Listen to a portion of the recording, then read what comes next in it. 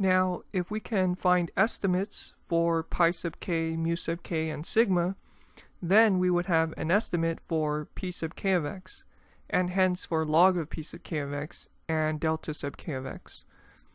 In an attempt to maximize p sub k of x, we instead maximize the estimate of p sub k of x, which is the same as maximizing the estimate of delta sub k of x.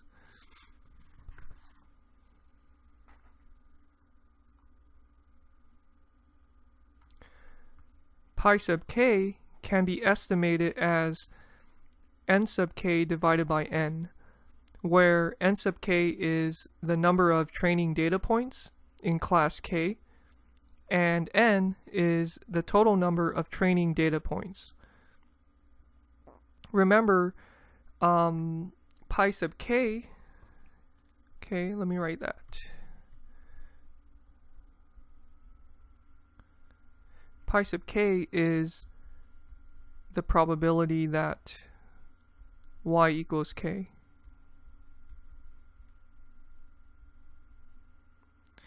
We're estimating this by just taking the proportion of data points in class K.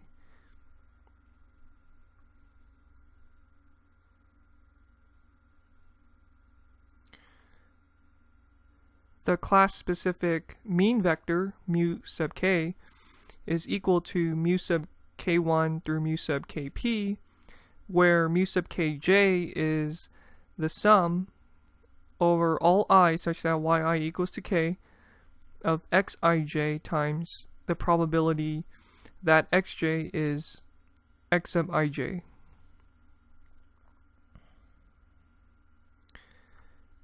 We can estimate mu sub kj as 1 over nk times the sum of xij, where we're ranging over all those I such that yi equals to k.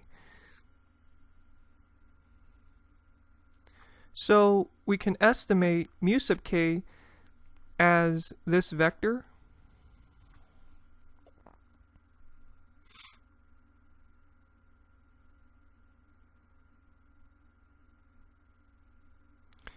okay, now here we have 1 over n sub k.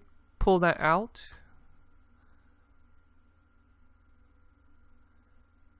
And we get this. Okay, now since we have a sum in each component, we can rewrite this as the sum of this vector. Okay.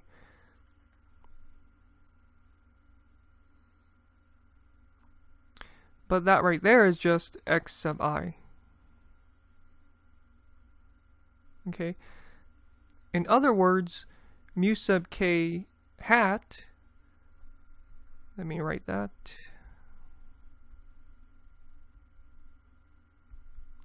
is equal to this.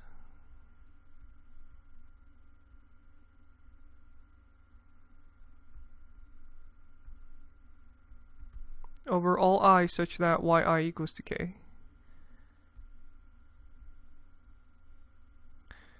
Okay, we estimate the class-specific mean vector by the vector of averages of each component over all xi in class K.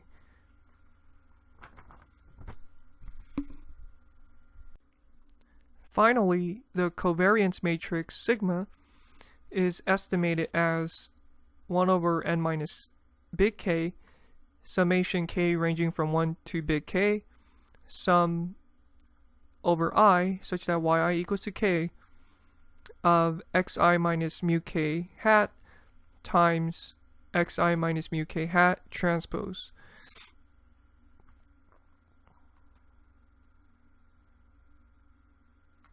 Recall that delta sub k of x is given by this.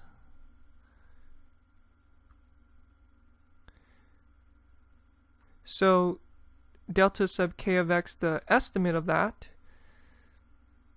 is given by x transpose sigma hat inverse mu sub k hat minus 1/2 mu sub k hat transpose, the inverse of sigma hat and mu sub k hat, plus log of pi sub k hat.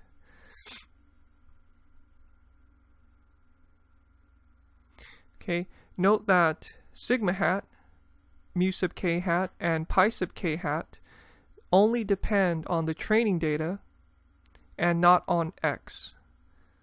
Note that x is a vector, and so x transpose sigma hat inverse mu sub k hat, that is a linear combination of the components of x. Hence, delta sub k hat of x is a linear combination of the components of x. This is why it's called a linear discriminant function.